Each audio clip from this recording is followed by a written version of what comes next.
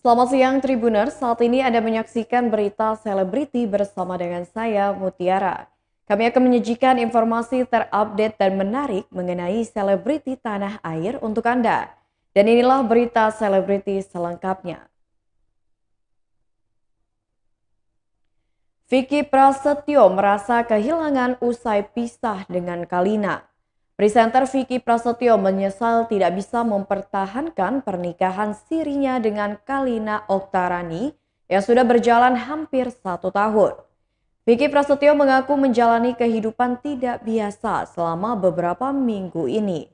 Sebab ia biasa menjalani kegiatan yang didampingi dengan Kalina Oktarani. Bahkan ia mengatakan dengan jujur bahwa ia sangat kesepian setelah pisah. Rasa kesepian tersebut diakui Vicky semakin menjadi-jadi ketika waktu malam tiba.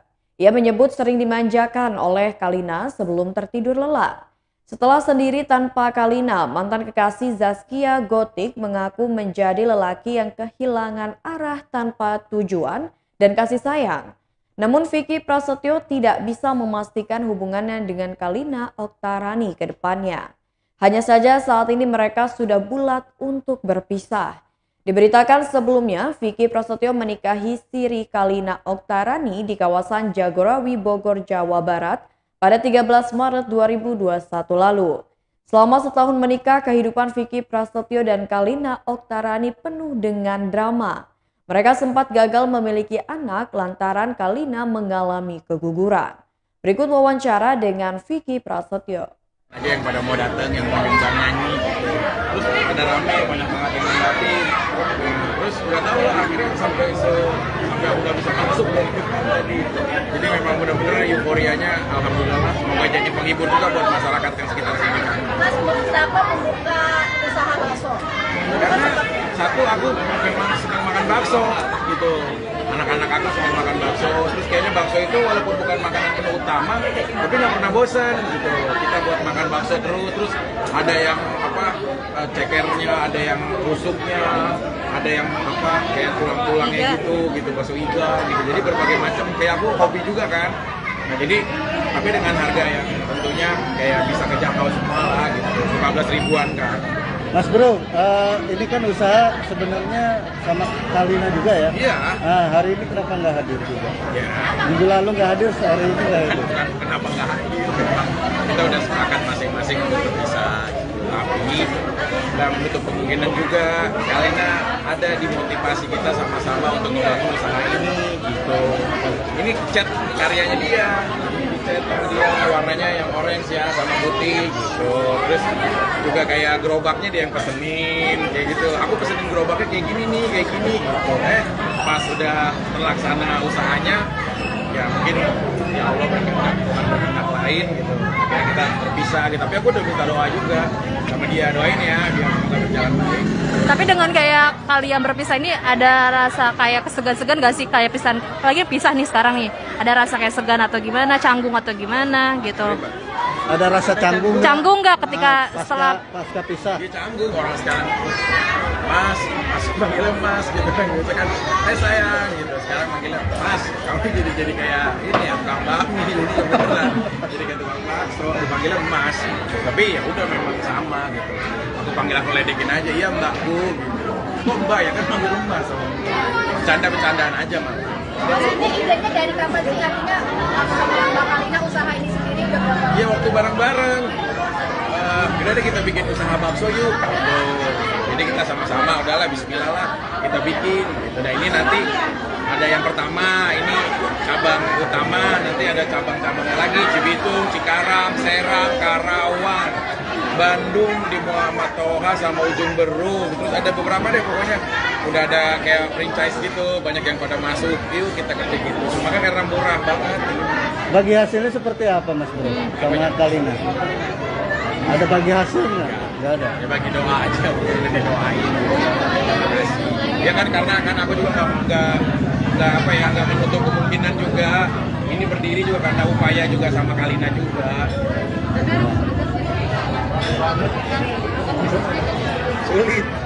Sulit lah pasti. Yang namanya kita bareng-bareng aku syuting, kamu duluan ya ke sana, terus kamu cek itu gilingannya bagaimana, baksonya bagus nggak, gilingannya, terus baksonya awas ya, dagingnya jangan yang impor, sapi asli gitu-gitu. Jadi aku yang keteter jam 2 pagi, aku harus ngeliat gilingan bakso gitu. Jadi cuma kayak jatuh cinta aja, senang karena kan rame, jadi kayak nggak kerasa gitu, seru gitu. Tapi biasanya kan kalau aku selesai syuting, ya kalinya juga nyiapin makan apa gitu. Ya,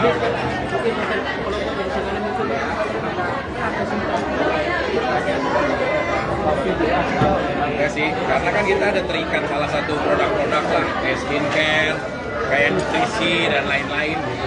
Tapi semua bisa dibagi dengan baik. Alhamdulillah nggak ada hal-hal yang sampai konflik area itu.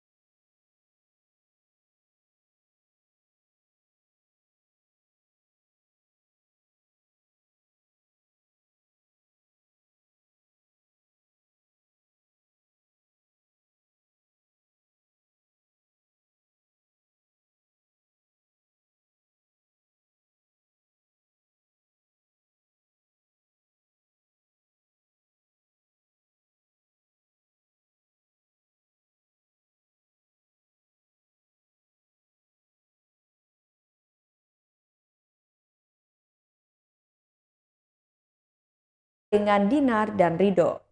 Katanya. Ya, tapi kan putusnya habis itu balikannya ada sesuatu yang serius. Ya nggak apa-apa lah, kan maksudnya nggak mungkin dong kalau hubungan itu bagus-bagus aja. Pasti kan ada masalah. Itu yang bikin hubungan kita dewasa sebenarnya sih. Tapi permasalahan kita tuh bukan permasalahan yang pernah dibahas. Gara-gara kemarin putus itu lagi enggak. Lebih apa kemarin? Penyebabnya apa? Penyebabnya mungkin. Katanya ada ini perempuan lain. Itu masalah paham. Gimana tuh? Yang perempuan pakai kerudung.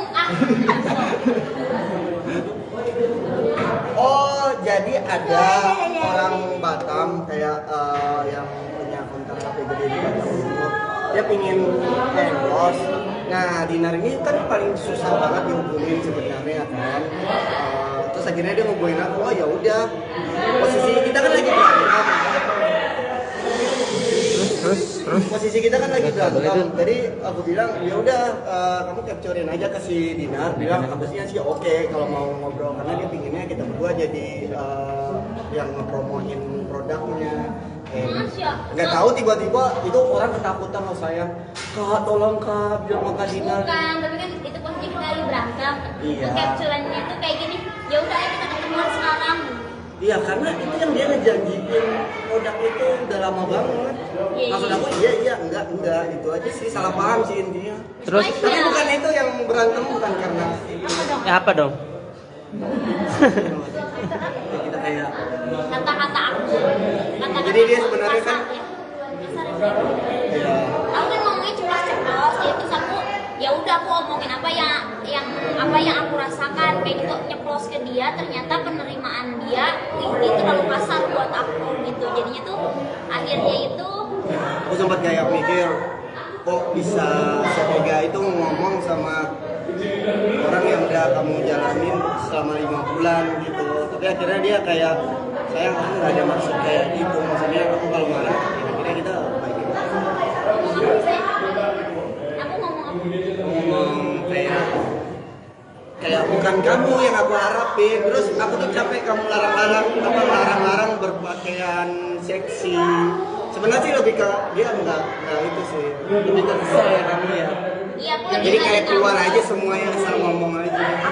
Aku lagi mau menstruasi kan, kalau lagi mau menstruasi itu kayak emosinya lagi nggak stabil gitu. Gara-gara aku diam terus gitu, nanya-nanya terus dipaksa. Kamu kenapa sih diam terus? Ayo dong ngobrol kayak kamu kan pasangan kamu gini-gini. Terus aku bilang kayak gini. Apa sih bilang apa sih aku yang paling kasar? Aku nggak nggak sesuai yang aku harapin. Maksudnya aku pacaran sama kamu tuh aku pikir mungkin maksudnya punya pacar yang support kamu pakai yang seksi kali, tapi bukan. Aku tahu itu cuma kemarahan kamu yang ngomong. Intinya kamu nangis. Nangis. Aku ngeliat kamu nangis. Kesel kamu dipaksa aku ngomong terus. Berita selanjutnya, Laura Basuki bangga miliki peran di film terbarunya. Aktris Laura Basuki merasa senang terlibat bermain film Before Now and Then. Karena selain tertarik dari segi cerita, Laura Basuki bangga proses penggarapan film Nana Before Now and Then didominasi oleh perempuan. Tak hanya itu, film ini juga digarap oleh sutradara perempuan bernama Camilla Andini. Istri Leo Sanjaya ini juga bercerita tentang pengalamannya soal syuting Before Now and Then. Menurutnya film ini memberikan pengalaman baru untuknya, apalagi banyak sudut pandang tentang seorang perempuan. Laura Basuki juga tak merasakan perbedaan saat mendapat arahan dari sutradara. Seluruh cerita diambil dari sudut pandang mana saja. Film Before Now and Then Nana bercerita tentang seorang perempuan Indonesia yang hidup di daerah Jawa Barat di era 1960-an yang diangkat dari sebuah kisah nyata kehidupan Raden Nana Sunani. Kisah seorang perempuan yang melarikan diri dari gerombolan yang ingin menjadikannya istri dan membuatnya kehilangan ayah dan anak. Ia lalu menjalani hidupnya yang baru bersama seorang menak Sunda hingga bersahabat dengan salah satu perempuan simpanan suaminya. Sesuai latar tempatnya, film ini akan menggunakan bahasa Sunda sebagai bahasa utama yang dipakai di film. Film Before Now and Then berhasil lolos dan terseleksi dalam program kompetisi utama yang merupakan program inti dari Berlinale Film Festival. Berikut wawancara dengan Laura Basuki.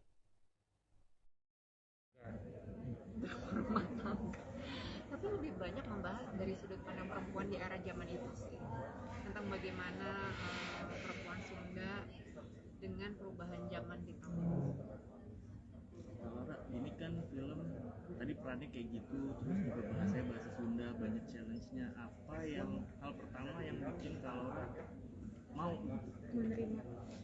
Aku dari dulu memang pengen banget terlibat di film bersama Camilla Andini, bersama Isfansyah, kemudian dengan Happy Salma juga.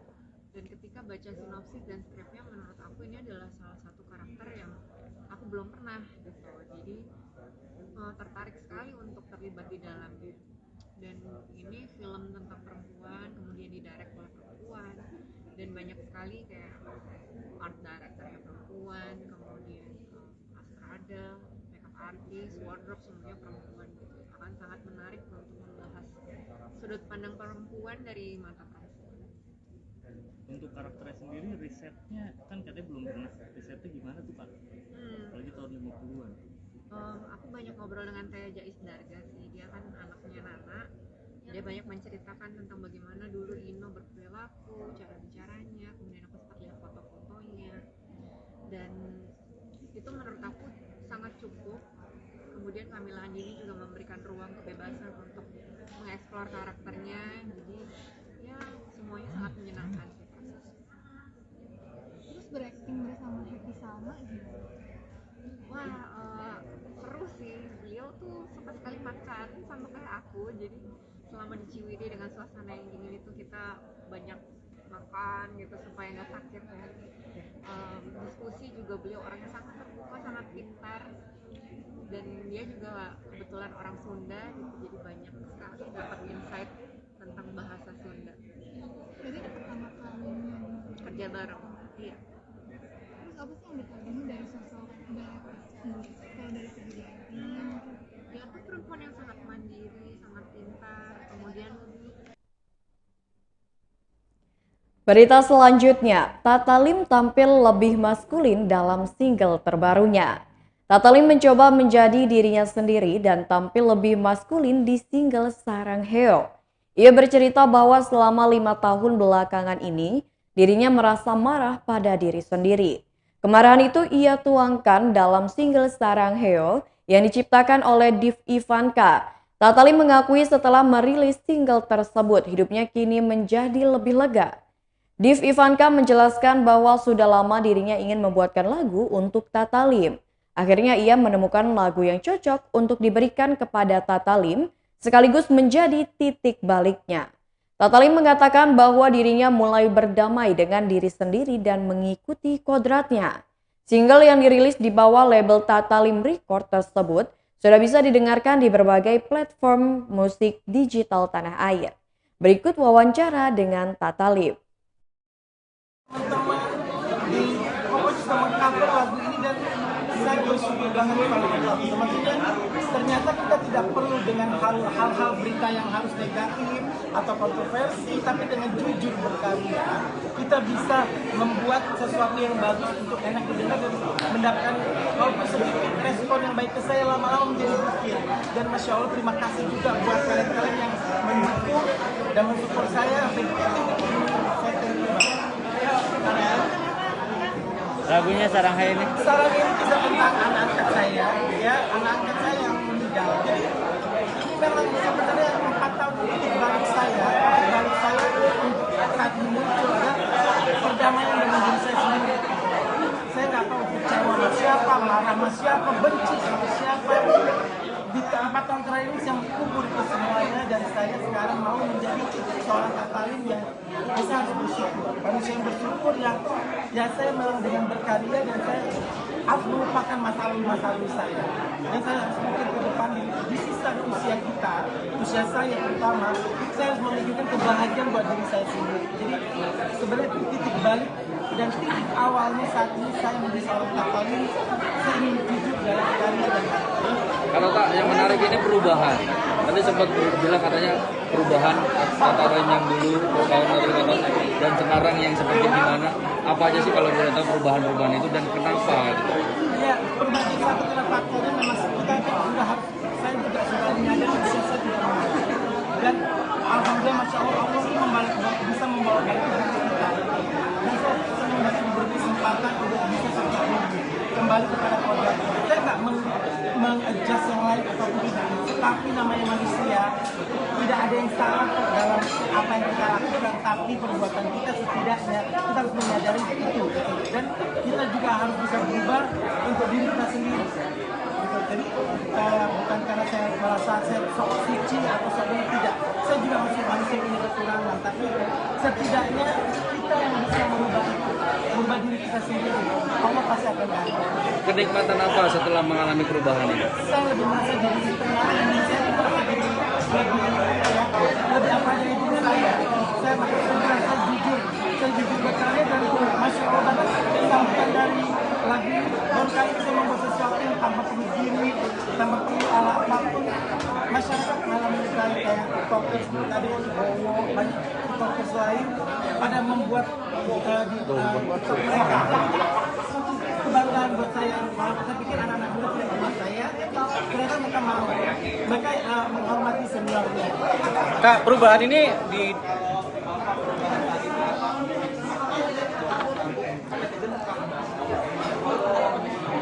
saya pikir 4 tahun bukan waktu yang gampang untuk menjalani perubahan saya di detik ini ya. Kalau saya mau berubah dari 4 tahun lalu aja, mungkin waktu saya terakhir talk show sama Deddy Corbuzier kan terlihat saya tuh memang berubah. Mungkin orang nggak percaya 2017 itu, tapi kalau saya mungkin gimmick di lagu ini kelamaan kali 4 tahun harus saya bikin gimmick gitu ya. Tapi saya pikir berubah itu di diri saya. Bukan internet, bukan karena netizen, bukan karena siapapun saya berubah terus diri saya dan orang. Jadi bukan karena saya. Berita selanjutnya, Ratu Rizky tak ingin cantumkan nama mantan suami dalam akta lahir anaknya. Usai bercerai dari pesepak bola Alfat Fatir, selebritas Ratu Rizky Nabila harus berjuang membesarkan anaknya sendiri. Ratu Rizky Nabila harus menjadi sosok ibu dan ayah untuk putranya yang bernama Jewanio Rizky Abbas hasil pernikahannya dengan Alfat Fatir. Bagaimana perasaan Ratu Rizky Nabila menghidupi dan membesarkan Jewanio Rizky Abbas seorang diri selama hampir 1 tahun ini? Ia mengatakan bahwa pada awalnya tentu sangat berat, namun kini ia mulai terbiasa akan hal tersebut. Ratu mengakui usai bercerai, ia dan Alfat masih berkomunikasi dengan baik. Bahkan ia tidak melarang mantan suaminya bertemu dengan anaknya. Hanya saja Ratu tidak mau mencantumkan nama Alfat ke dalam akta lahir dari anaknya. Keputusan itu ia lakukan sesuai dengan keputusan bersama keluarga besarnya. Lalu apakah alasan Ratu tidak ingin mencantumkan nama Alfat dalam akta kelahiran dari putra mereka? Akan tetapi secara lisan Ratu Rizky Nabila tetap mengakui kalau Alfat Fatir adalah ayah kandung dari putranya Jewanio Rizky Abbas. Berikut wawancara dengan Ratu Rizky. Nio nggak ada halangan apapun, cuma ngerasa capek karena dari kandung kelahiran belum ada istirahat, kerja capek, tapi bahagia maksudnya belum belum ketemu istirahatnya gitu. Jadi kayak capek tapi senang, tapi agak sedih juga ninggalin anak terus, tapi ya mau gimana gitu. Nggak coba pakai dibantu babysitter? Dibantu babysitter, tapi gini nggak beda. Kalau aku babysitter itu kan bantu, tapi kan ya aku pengennya lebih banyak waktu sama anak. Tapi ternyata ya belum bisa. Suaranya agak kencang. Apa yang bantu Kak? Apa ngebantu, kita baik-baik aja.